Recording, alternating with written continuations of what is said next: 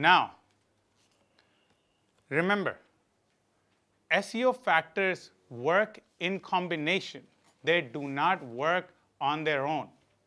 So you cannot just do one thing. They're all a combination. So even though we talk about each thing separately, they work together. And your ranking is based on how well they work together. It cannot simply be I'll do one thing very well and I'll rank high. No, it doesn't work that way. They all work together. So let's start off with the first area, right? And again, to me, one of the most important things, and again, we talked about this in content also, content is a very big on-page factor for your ranking. Huge, okay? Now, before we talk about the factor, in the brackets, do you see I've put VVIP? So I've used 3 or 4 qualifications. I put VVIP, VIP, important, based on what I feel is more important. So the VVIPs are very important factors, and they get you the most rankings. Okay? What this one is talking about is the content quality. Okay? Are you producing good quality content?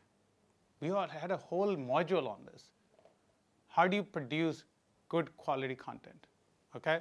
And this is one of the biggest factors in your search engine rankings. Okay?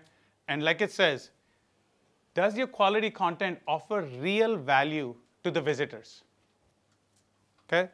Do you provide enough reason for people to spend more time on your website or on your app for that matter? Okay? Do you give something of substance? Okay? You cannot be a very generalized kind of a site and expect huge rankings. Okay? It has to give something back to the end consumer or the person that's coming visiting your website. Okay? And again, is your content unique and something that cannot be found at other places? Okay? Because not only does it have to be quality, but hey, is it unique enough? Because if you found it at hundreds of other places, why would search engines give you a good rank? They might as well give everybody the same rank.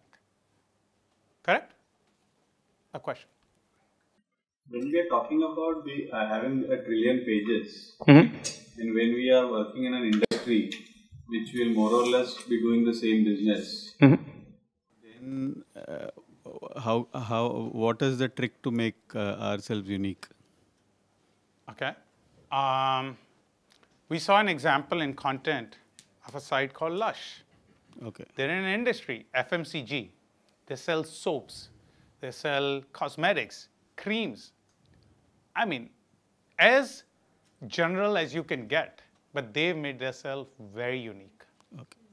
There are ways. It's your own call how you make it unique. But yes, you are able to. And that's just one example on top of my head. Okay. There are others, I'm sure, that are out there. In jewelry also, they ask you, how do you make it unique?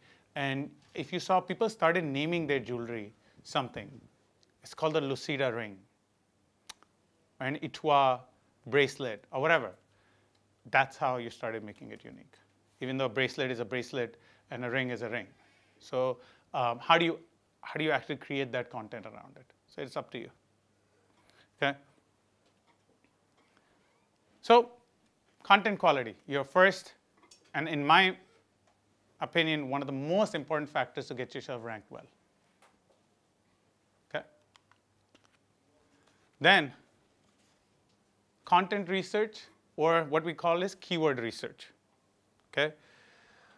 What you want to do is create your content using the keywords that you actually are targeting people for. So let's say that some of you are in women's ethnic saris, right? What you may want to do is make sure your content is around those keywords. Okay? Last thing you want to do is just create content. It has to focus on the keywords that you're going after. Okay? Second thing, focus on variety of keywords. Don't try to be that I'm going to do one keyword or two keywords. Try a few, and I'm not saying hundreds. Okay, I said variety. Variety just means try different types of keywords. Okay, you may be more successful that way. You may not do well in one, but you may do well in two others, or the other way around. Okay. The other is, Google loves to give good rankings to someone who answers a question. Absolutely. What is Google about? How do we search on Google? What is the best way to do SEO? Right? A question is what we're going to put in Google. The best ranking Google likes to give to is the site or the sites that answer that question. So can you answer a question that a customer might ask as part of your content? Right? So it's basically when somebody will type a question, and if you have a direct answer, you'll get a better ranking. Is that clear? Okay. So moving on. Unique long-tail searches, okay, compromise majority of the searches, okay? So most of us don't search normally by small keywords. We actually have it long tail, right? If you look at this example, logistics management software case studies is how somebody will search. And that's probably a more relative search anyway than somebody searching for logistics, correct? So can you optimize based on long tail keywords? Don't optimize based on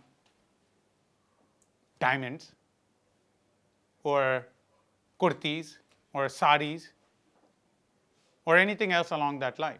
It has to be long tail. And long tail, this is what you can see is the difference, right? Short would be like logistics, but long tail is logistics management software case studies.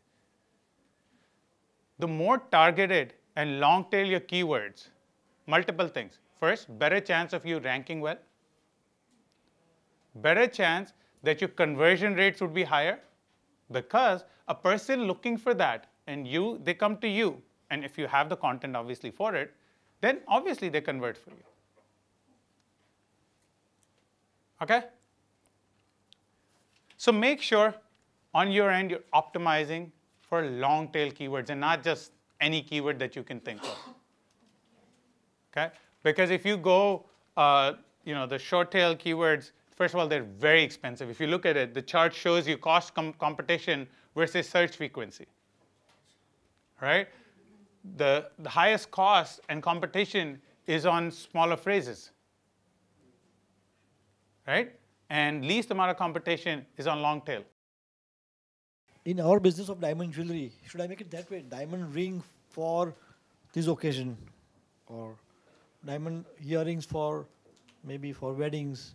Is it a long phrase you're looking for? Yes. And remember what we said, 3 steps. What is your goal? What is your audience? What does your competition look like? Okay? So if your goal is to sell diamond rings for engagement, then that's how your keywords should be. Right? Now, I would go a step beyond. I would say, am I in luxury? Am I in economical and cheap? What am I in? Maybe I want my customers to write cheap diamond rings for engagement. That's a very targeted long tail keyword. Affordable diamond. Whatever. Yeah, that's a better word. Yes. So again, who are you targeting? What are you targeting them with? And that's how you'll come out with these long tail keywords. Basically answers every question that customer will have. Okay?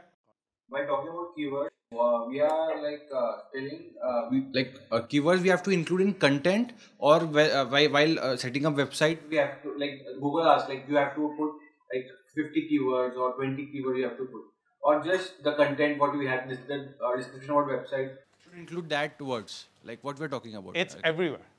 Okay. It's a strategy consistent across your website, across what you target, your HTML tags, etc. Right? Okay. Because even only if it's consistent are you going to rank well. Otherwise, you're not. If you write on your, and that's what we were saying, right, with this, that if you write content that doesn't relate to your keyword, what is the use? So that means Google asks certain keywords for optimization, or like Yes. Okay. But you tell it that. It doesn't ask you. Okay, You we tell have it that. to add. Okay, and those are your HTML tags, and we're going to be talking about that later, right? That's how you tell Google what you want to target. Go back to the slide. Yeah. Now here you are talking about one-word phrases, 2 to 3 word phrases, and then you are talking about, say, sentence type stuff. How does the machine or the Google distinguish between a one word, a 2-3 words, and a long phrase? Because if I were to write a keyword, how would a long phrase be distinguished between? Because ultimately it's a combination of words. So, like I said, you're going to tell Google what your keywords are, and when you say that, the way that HTML tag is written, it's by commas, whatever, right? So it will know when to break, right? Is it a phrase? It is a word. It's a 2-word, depending on how those commas are broken out for Google, right? The other is, remember what I said, Google likes to give ranking to ones that answer a question. So it will look at your content, and if you answer that last thing better, it will rank you. Even if you did not put that as your keyword, by the way. Okay, even if you didn't put it as a keyword, Google will rank you better because it answered a question that somebody asked very directly. Okay. You mentioned along the way that single words are very expensive. It is with respect to SEO only, as in when you said that if I try to take logistics and I try to get a higher ranking, expensive as in you have to pay for the search engine optimization area as well? No, so it will cost you more to optimize. It will cost you, because there's obviously cost associated with everything. I'm not saying it's advertising money, but to do SEO, you have to do efforts, right? So you would have to do more efforts and longer efforts to get higher up on those keywords. Okay? The second question is that when you look at the more descriptive phrases, let's take a line which says, let's say I have bought a line saying management institutes in Mumbai, and somebody types only management institute Mumbai. The in word is not typed. So will Google still get my line accepted, or does somebody have to type in Mumbai for my line to qualify? No, it all depends on what you've done, your competition has done. Let's say you have a competition that ranks just as well as you. Let's assume your ranking scores are same. Okay. One with in and one without in then would make a difference. But in most cases, the ranks are never the same. And as such, the in would be insignificant. It would not be counted. So if the in word was there or wasn't there, it would not have mattered. Okay, not from the point of view of competition, from the point of view of a person searching. So if It will still show. Yeah, if in is not 10, then it will still show, right? It will still show. But if your competition with a similar score had the in and you did not, then theirs would come first, or whatever way it was. Okay? Because there would be an exact match. Okay. Okay. So, sir, what do you mean by answering a question? Like, So who will ask me and how I'll answer? So who will ask you, meaning a person putting a search, right? You go to Google and you say that unlock my iPhone. Correct? That's a question. How do I unlock my iPhone? If some site had a very specific answer saying to unlock your iPhone, do A, do B, do C, do D, they will get a higher ranking versus someone that may have had how to troubleshoot your iPhone, how to something like that, something query that was other than unlocking an iPhone. Okay, my site should have a database which is answering a particular question by a customer or maybe by a person who is searching for that. Absolutely. Let's take jewelry for instance. If somebody says, where do I find, let's say, cheapest, or let's say affordable diamond ring, and your site content says, to find affordable diamond rings, come to us and we have cheaper prices, better quality, your content is very specifically answering the question that the person has asked. And that's where your ranking will start to be affected. There's a question back. Are you trying to say that if my website has a page which is like FAQs and I try and intentionally answer all the questions which people usually have, do I have better chances of going up there? Okay. So FAQ is anyway, in my opinion, again, this is, Google will not answer it for you, but in my opinion, the FAQ pages will help, but because you're asking and answering several questions there, Google will not consider it as important as if a whole page was dedicated to that question. You understanding me? Because you are answering 10 questions there, and so your page, see, for Google, what was it? Okay, let's step back and rewind for a second. What is Google trying to do? It's trying to answer something that somebody searches for. Very simply, that's what Google is made for. Okay? Search engine, right? That's their job. So how do they give you the most relative and best answer possible? Okay? Understood? Now, if you understand that statement, then you understand what I'm talking about. A person answering 10 questions on a web page is not as relevant as a page dedicated to that question. Simple. Because you've given it more importance. And Google will give you more importance because of it. Okay? By the way, there are scores, right? You get a plus, you get a minus. Even though I wrote VVIP, VIP, it's actually scores. And then the score totals up, and that's how you get your ranking. And based on each keyword, by the way. So your ranking is not across everything. Every keyword, the score is calculated differently. Okay? When we are looking for a page, is it the first page of our website we are talking about? It should have the content relevant to the asking questions. So I don't know if you all noticed or not. I don't ever talk about home page or other pages. I talk about the website. It could be any page. I have seen websites where internal pages are ranked superbly high, and their home page is ranked low. So one is asking FAQs. So one of the page. Yes. So end of the day, it is a content. Absolutely. But on that one page, he's answering 10 questions. Google sees that. See, Google, what should I say? I mean, it's a little below God. Right? Right? So, given that they are, they'll see everything. What you don't even think of, they've thought of. There are thousands of engineers that come out with every possibility, permutation, combination that we all cannot even think of. And so they say that यहाँ 10 हो रहे हैं, यहाँ एक dedicated page है इस question के लिए. And so the dedicated page gets better ranking than a page that has 10 answers. So would that mean a blog that answers one item, an article dedicated a page, and then multiple pages addressing multiple questions will have a more ranking, because obviously the detailing will be there in an article. Absolutely. So blogs always rank better. Overall, anyway, blogs always rank better because of multiple conditions. One is that, but otherwise also blogs do rank better. So yes, if you had a blog dedicated to a particular question, you would actually rank better. And you can test this. You can go home and put all kinds of queries in Google tonight. And you'll see what happens. Okay? Now, content word or use of keywords. Okay?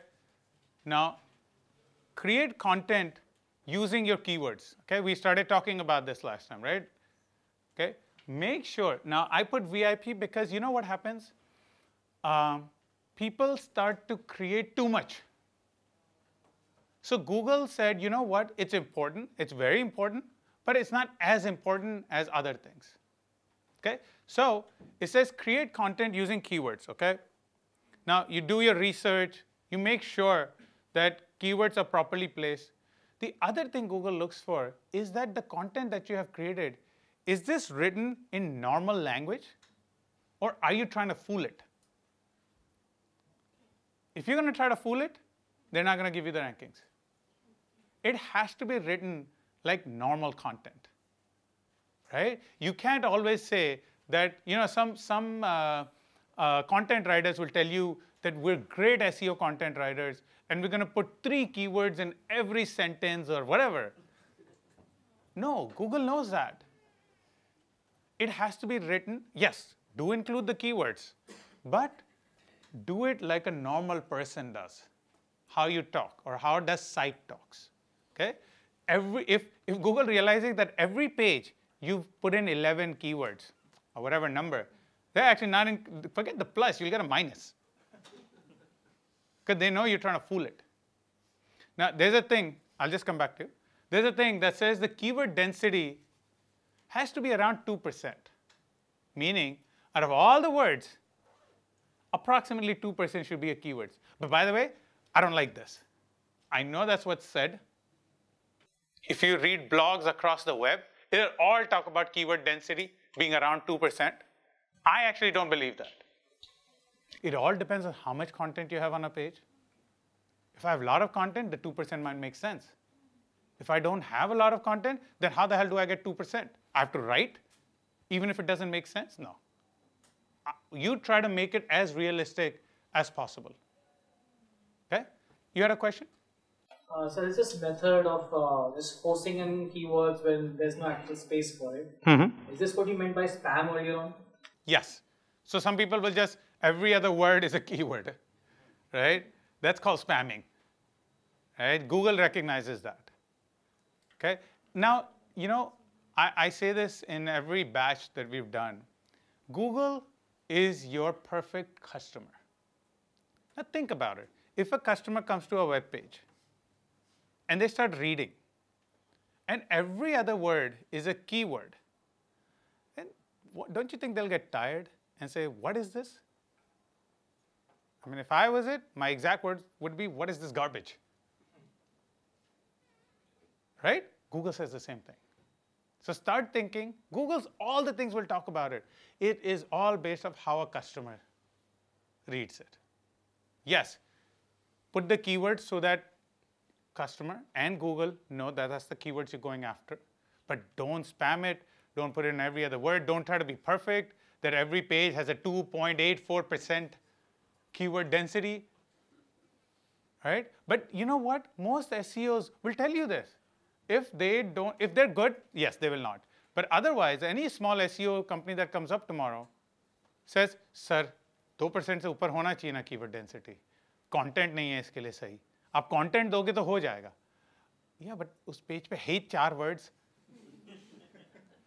2.48% कहाँ से लाऊं मैं? But they just don't understand. They've got things in their head, okay? And like I told you, we were ranked very well. Okay, and we followed a good bit of this, but not to the T that they keep on telling you this. Okay, just a couple of more points on this. Like I said, it has to be naturally written, right? Don't try to make your grammar different. Write the way the website should have been written. Forgetting Google. Okay? Now, this is something that we talked about. Even when you're... with respect to certain sites which have some scope for content, you know, it is possible that we can still do it in a natural manner. But when you're looking at certain sites which are purely e-commerce, so they can't really depend on SEO to really get their rankings higher. For example, let's look at the big daddies, the Flipkarts and all. They only have product listings there. So is there any way they can still get into the SEO space? Absolutely. They depend heavily. They depend heavily on SEO, right? For them, maybe content does not become the main factor, but there, like we said, there are 200 other factors, okay? Everything from traffic, and we've been talking about it. There's a whole bunch of other factors that can still get you a ranking, okay? Content is just one. See, in your case, and I'm assuming most people's case, content will be a big factor. It may not be for a marketplace at times. But you know what? Even the marketplace, look at them. They're starting to create blogs. They're starting to put articles out there about a certain product. Okay? They'll have a whole, let's say a new camera launches. They'll actually talk about the camera. Why? They're not talking about it just for the sake of a customer. They're actually talking about it because they want Google to pick it up. Okay? So yes, they will also do it. The next factor, content freshness. Okay? Like it says, search engines love new content. Okay? So you update your pages often. Okay? Don't try to be tricky again here. I know people that will switch content from one page to the other thinking they're fresh enough. Right? That is not fresh. You're just trying to make Google think otherwise. And again, I'm telling you, don't make these mistakes. You're going to get penalized like to wazoo. And if Google realizes you do this all the time, you'll never rank. Okay? So make sure you're updating your pages. Okay? Add pages if you can, once in a while, not all the time. Right? Some SEO people like this technique of adding a page every week. Do it if it works for you. If it doesn't, again, don't try to be fake. Add it if there's a necessity to add it. Okay? Every time you do, you get a boost from Google. Every time there's freshness to your site, there's a boost that Google gives you, okay, in your rankings. So you can see it. You'll actually, if you start, we're going to talk about tools that you can use to measure your rankings at the end. If you start using your tools and start looking at your ranks, you'll see that when fresh content is put out, you'll start to get boosts. Okay? Now, there's something that Google has, or it's called query deserve freshness. Besides your freshness, what you do, if Google sees that people suddenly started searching for it, maybe you've had it for a while, that content, but people just started searching for it. Right? Google is going to give you what it calls a Qdf Boost. Okay? It's going to boost your rankings because suddenly there is a demand for it. Okay? You may have had the content for years, maybe stale, but you know what? People just started. So let's say a new movie comes out, and they talk about a particular subject or a particular place or whatever. Now suddenly people go to what? First thing they go home, go to Google, search for it. Now maybe nobody's talked about it for 5 or 7 years or 10 years or whatever the number is. Viral types. Correct. Yes, absolutely. Viral will be a good thing, right? Google will give you a boost for it because saying that your content actually qualifies for that. And as such, because other people are looking for it, you get a freshness boost. Okay? So your own content, as well as anything that somebody's searching for it, you get a boost because of it. Then,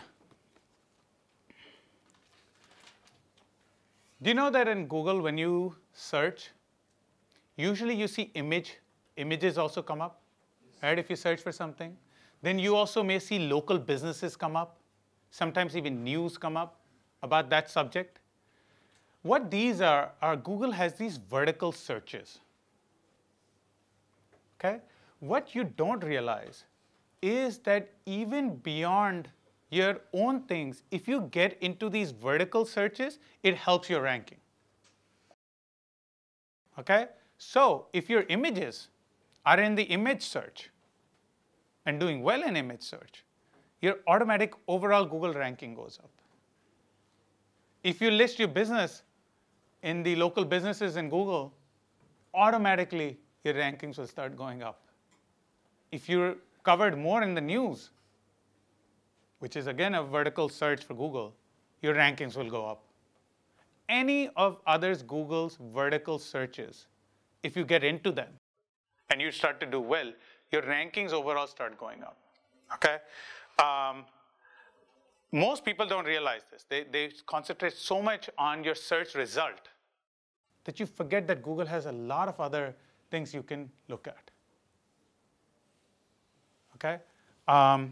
So the regular search we all know is a horizontal search, correct? It shows results from everything together. And then there's vertical searches, like I mentioned, image search and news and local content, etc. Okay? Sometimes it's actually easier to get into the vertical search than it is to get on your regular search. So when image search was launched in Google, by the way, a long time back, it was easier to get your image in the first position on image search. Okay?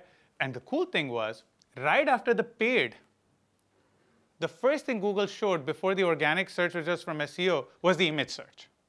So you actually, and if you're in a business that is all about product images, sometimes it works very well. And jewelry especially. If you can get a proper design in that image search box there, people buy on design. People will click it more often. Okay? If you're in Mumbai and somebody's searching for jewelry in Mumbai or for fashion or apparel in Mumbai, if your local business shows up, obviously you're going to get a better conversion.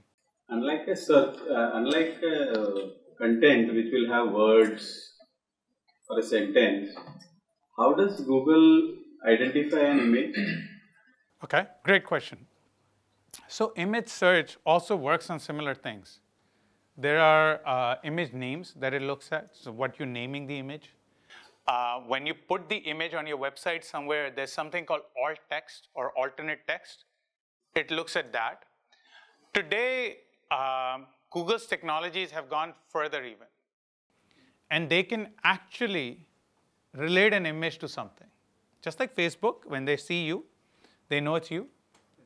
Right? Facebook, by the way, if you've tagged your photo on Facebook multiple times, after a few times, it'll start tagging it by itself. It knows it's you. It's recognition, right? Same thing is happening in Google. Google will look at the image and will start to recognize what it is. So there is an artificial image recognition technology. Yeah. So today, all of that is, forget image, they're starting to get to videos the same way. Okay? So Google, because it's their job is search. Their job is to decipher information, content, any way you give it, text, image, otherwise. They're now getting into this. So images also, they're starting to look at and say, what is this? Okay? But until now, they were using alt text and the image names mostly to figure out what the image was. Okay? And that's how most people put it. Okay? All right. So you guys, by the way, you all know that your businesses should be listed in Google Local, Google Business, right? You know, because it helps you not just in search engine ranking, but maybe you're nowhere in the ranking, but if somebody's looking for something in your area, you'll see your listing there. Okay? So, excuse me. Listing means what? Google website is there. What does it mean? So in Google, what happens is you can go and register your business. Okay? When you register your business in Google, it will then, so what will happen is next time you go to Google Maps, etc., it will always indicate where your business is. So sometimes if you go to Google Maps, by the way, and if you put a business name, you know it knows where it is. That's because of the listing that somebody's put in. Right? So if you look for Indian School of E-Business, for instance, it'll tell you the exact address in Google because we put that in. And you can do that to any of your businesses as well. And in case somebody is in, let's say, Andheri area looking for education in e-commerce, you'll see that it'll put us there and say, okay, these are guys closest to you. They're only about 1 kilometer away or whatever. Okay? Moving on. This is something I've been making a point. Direct answers. Okay? Can you answer the question directly? Now, again, when I was doing the research, some people don't believe this works. Some people really believe this works. And because Google never reveals what works and what doesn't work, we don't know. But from what you see across examples, this does work, direct answers. Okay? A lot of cases, music lyrics, etc. You all get that in Google today. Right? Whatever you want to search, you get it there. Okay? A lot of times, you don't have to even give Google, like I told you, it doesn't even have to be part of your optimization. If Google says that it exists there, it'll automatically pick it up and give you credit for it. So if you're answering a question and you have not optimized the page, it doesn't matter. Google will still pick it up and give you credit for it. Can you give us one or two examples of sites that have attempted to answer questions so we'll understand what kind of questions are being captured by Google? So when it comes to, so best is, I think, for all of you, go into Quora. You heard of Quora? Yes. Right? Find any question. Now come to Google and search. You'll see Quora first. It's very simple. Just go to Quora.com, find any question that's been answered like maybe a month ago, 10 days ago, and go put it in Google. You'll see that Quora comes up first. By the way, Wikipedia is similar, right? Wikipedia is very similar. It answers a question that you're asking. So what happens is, go type what is SEO, right? You'll see Wikipedia come up. Because Wikipedia answers SEO is search engine optimization. Correct? So they will come up. It's the same way. Okay? Now, like I said, there are huge penalties also. Okay? Something called shallow content. That is, if you lack substance, or if your content lacks substance, like I told you, you're just filling it up, really not giving any information, any knowledge back, Google is going to penalize you. Not plus, it's actually going to create a minus for you. Okay? That means you're not doing a good job. It has to be valuable to the user. Okay? Now, most people, I don't know how many of you have been in the space for more than a few years, but in 2011, Google rolled out one of its largest changes in the algorithm, something called a Panda update. I don't know if you guys heard of it, 2011 or so. It was the biggest update that was there was this. They took out every site that had shallow content. They said that content is very important. So all the other factors we talked about this, they're very important. And if you have shallow, not only are you going to not get 0, +1, +2, or whatever, but you're actually going to start getting a minus. Okay? And it's huge penalty, by the way. It's like almost -2 or whatever in the series. Okay? So you need to make sure that you don't spam the content like we talked about. Don't write so-so content. Pay attention what you're writing. We've gone through content strategy. I'll come to you in a second. Make sure it's valuable to the user. Okay? Otherwise, not only are you not going to get a plus, but you're going to end up getting a minus in Google. Okay? Speaking of shallow content, I've seen some wiki pages, for instance, which have a title and a subject, but which have next to no content because someone hasn't inputted the content yet. So would that count as shallow content, and would those wiki pages then not be counted as part of the Google algorithm? Or? So wiki is a weird character. I would not include that as part of everything else. Wiki holds very strong presence in Google because of overall what it does. But even if the content is not there, it will still be. Yeah, because Google also, like my statement, Google is a little bit of God. Google knows what wiki is, right? It knows that wiki's job is when new content is there, people will create it. It will take time. So it will wait for it. If it just doesn't ever come, yes, you won't see it in Google. But it will wait for people to input that content because Wikipedia is that way. Right? There's a bunch of people out there that input content in there. So yes, because Google knows what type of site it is, what it does, it will wait for it. Okay? So Google's algorithm, what I'm trying to say is Google's algorithms actually know what everybody is and what they do. Okay? And everybody has their own factors. It's not that what you have as a factor, everybody else will have the same factors. Okay? So, question. Yeah.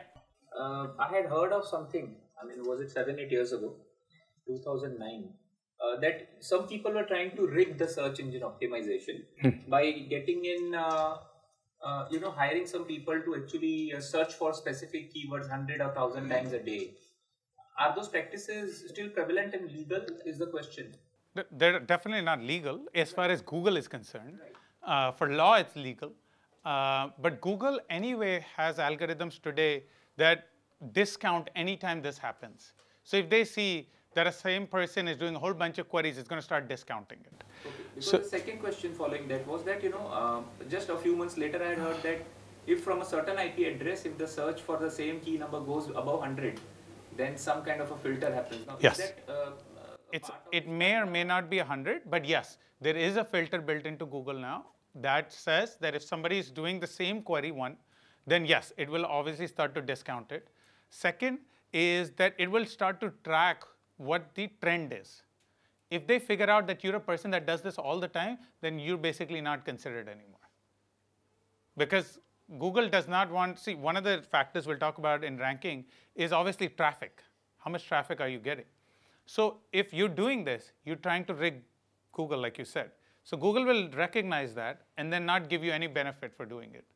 Okay. Now the second follow-up question is, let's say there is a journalist who's tracking a particular story, and he obviously does that search 100 times over, and obviously then clicks to relevant links to obviously compile his whole set of. So then will Google have some filters to identify that, or will Google start discounting the journalist? No. Google has a filter, and you just answered your own question. He clicked on relevant links, right? The relevant links will obviously get the benefit. Yes, everybody else will not. Okay? So Google obviously does exactly what he talked about. They actually track. They see that people are searching, but they're clicking on relevant. And when they click on relevant, that site that they clicked on suddenly gets a little plus. What if during the day I am searching for multiple things, of which some are relevant and some are, where I'm doing a research part, where I'm continuously looking at that particular matter again and again and again. And there are some things that is very casual type. So then again, those are considered differently? Yeah. So again, you have to understand they're tracking you. They know the pattern. So if they realize, or their algorithms realize that you're actually researching, then they would treat you that way.